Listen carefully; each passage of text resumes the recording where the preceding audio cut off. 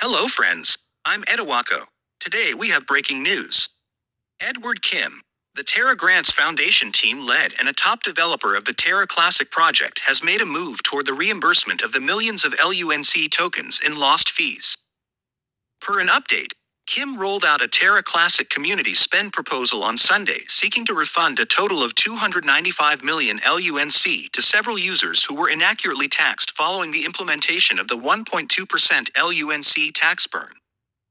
As part of the programs to reduce the hyperinflated supply of LUNC, the 1.2% LUNC tax burn was activated on the Terra Classic network on September 12. Notably, at the initial stage of this initiative, some user transactions did not go through due to the problem of gas computation straddling, but taxes were levied nonetheless. We are requesting the total amount of incorrect taxes charged be reimbursed via community pool spend to the users that lost funds during this time. The total reimbursement is 295 MLUNC, Edward Kim wrote. The code to process the reimbursements has been written, he further disclosed.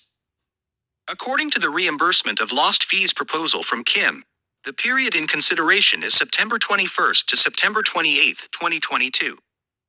The proposal added that Strathcole, another core member of the LUNC development team, took time to identify the transactions that failed during this period.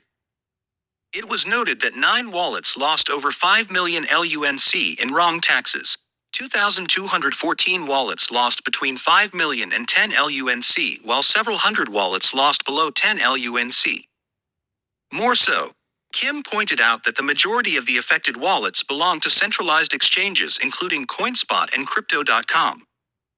Simply sending reimbursements to these wallets is not advised, and thus we will make reasonable efforts to contact the CEXs to figure out the best way to reimburse them.